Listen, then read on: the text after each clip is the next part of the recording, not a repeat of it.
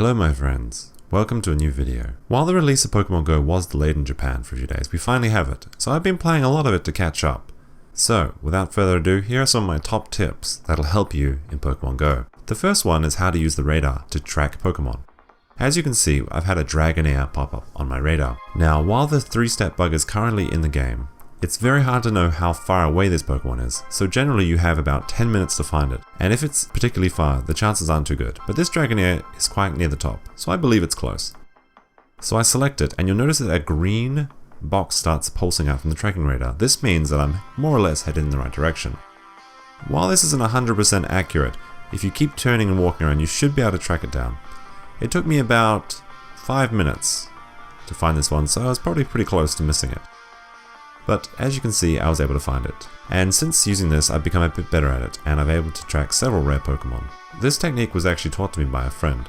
I was a bit skeptical at first, but he successfully showed me how to capture a farfetch'd, one of the rarer Pokemon in the game. So I was quite pleased with it, and I tried it out for myself. Of course, some people also use a tracking website. While I don't recommend using this because I believe it defeats the point of the game, it makes things a bit too easy. I will leave a link in the description below so you can check it out for yourself, since the game is bugged at the moment. The second tip I'm going to talk to you about the Curveball. Of course you can throw it regularly, but you'll notice that if you spin the ball, it starts glowing, and you'll get some bonus points. A normal capture will reward you 100 experience points, while a Curveball will award you 110. Doesn't sound like much, but it is a 10% increase, and over the thousands of Pokemon you'll be catching in the game, it really adds up. In addition to Curveballs, you can also throw nice, great, and excellent throws. These throws are determined by the circle that's closing around the Pokemon. However, because of server lag and various people's internet connections, it's a little bit unreliable, but basically you're trying to find out on your phone when you need to throw the ball.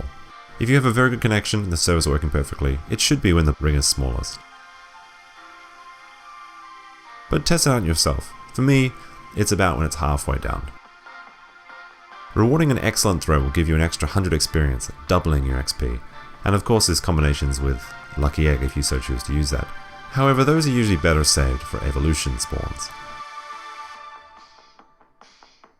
Well, final note, Zubats and other flying Pokemon are a lot further away than they appear to be, so make sure you give them a good throw. And now on to leveling advice.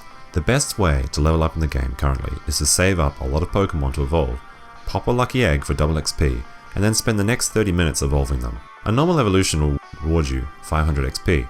With the Lucky Egg, we can see it doubles to 1000. The average person can do between 30 and 60 evolutions in a 30-minute window, provided you have no lag or interruptions, or there's no server instabilities. So I set up for my one about 55. I had some new Pokemon also, which would add to my Pokedex, and it also give me bonus XP. However, I think the most efficient way is purely just to focus on evolution. Usually with a Pokemon such as Weedle, Eevee, or Caterpie, considering they only require 12 candies to level up. There's also websites you can use, which will help you calculate how much candies and Pokemon you need.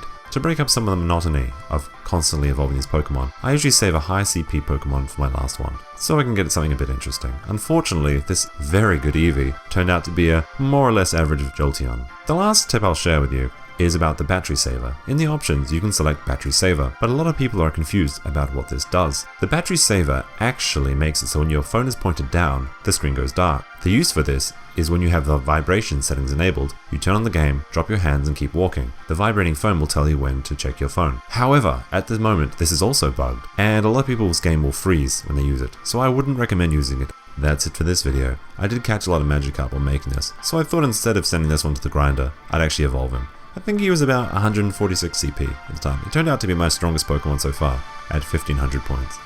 I hope you enjoyed this guys, and if you did, please leave a like, or a share, or if you want to see more, please subscribe.